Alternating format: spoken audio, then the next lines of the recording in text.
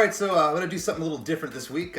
Not taking any questions. I'd just like to, in honor of Chuck Ragan's episode, give a little recap of my history with hot water music. Of course, they're fellow Gainesvillians. Met them back in 1994. I was in a sociology class with their bassist Jason Black, and he was wearing, I believe, a Sam I Am shirt, and I was wearing a Doughboy shirt. We're like, whoa, you like them? You like them? Of course. And we hit it off immediately.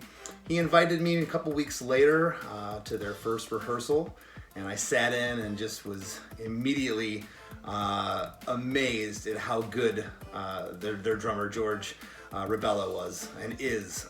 Amazing drummer. Dude hits harder than probably any drummer I've ever witnessed. Total monster. Completely impressed by the band.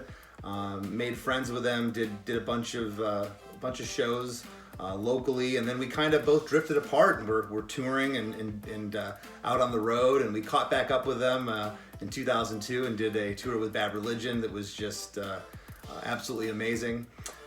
So fast forward to November of 2017, late October, early November, and Less Than Jake was doing a show, I believe, in New Jersey.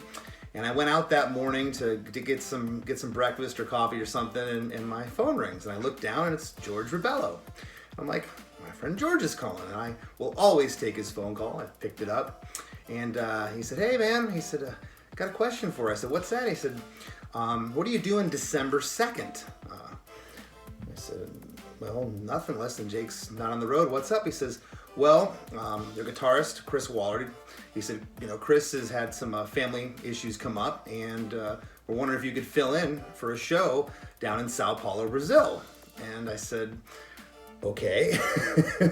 I got a month to learn how many of your songs. And of course, I'm familiar with a lot of the hot water hits, but never really sat down to try to dissect them or play them.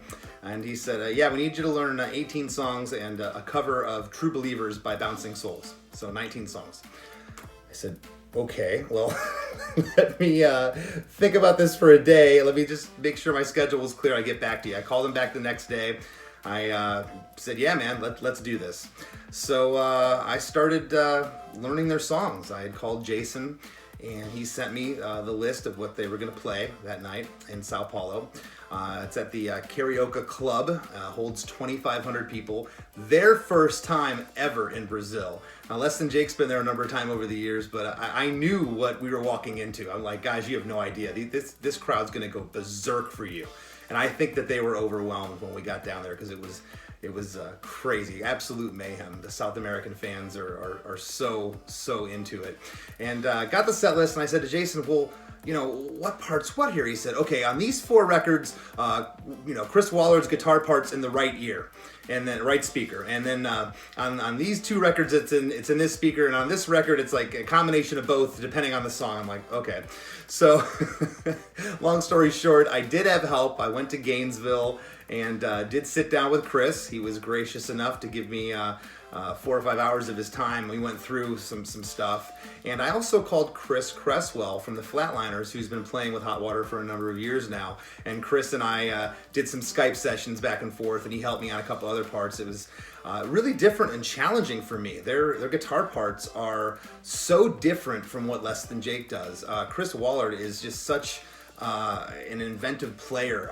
His parts mostly never happen twice in a song. So it's like, typically, okay, this is before the chorus of a song, you got a riff, and it's gonna, be before the next chorus, and no, not their stuff. Just this noodling and this crazy stuff. And on top of it, they said, hey, by the way, we want you to do backup vocals, and can you sing on a couple songs? I was like, well, let me get the guitar parts down first. And I spent 3.5 weeks, almost a month, 5 to 6, sometimes 7 hours a day, locked in my studio studying these songs. I wanted it to be perfect. I did not want to let my friends down. And we got on a plane and head down to South America, and I had one rehearsal. The day before the show, we got into a room together, went through one rehearsal. The guys are so relaxed, no big deal, you got this, and I'm freaking out, But the rehearsal went pretty well, and we played the next night, and it was beyond anything. For me, there was pressure because I didn't want to let my friends down, but it was a different pressure. It wasn't like, I'm up there with my band. I could just kind of be the guitar player. And then when I went to sing Trusty Chords and just hearing that crowd sing that song back to the band, and the look on the guys' faces, the looks on their faces was just priceless. It was such a cool experience. I want to thank the Hot Water Music guys again for trusting in me to play your songs. It was one of my best memories ever as a musician. I want to thank the Brazilian fans of São Paulo. Thank you so much for coming out and supporting me in Chris Wollard's place. I really appreciate that. And I can't say enough about it. Again, thanks to Chuck Ragan for being on the podcast, and thanks to everybody in the Chris DeMakes A Podcast Facebook group that is watching this. Thank you so much, and everyone who's watching on YouTube. I really appreciate the support. And we're going to leave you with a clip of me singing Trusty Chords with Hot Water Music. Thanks so much.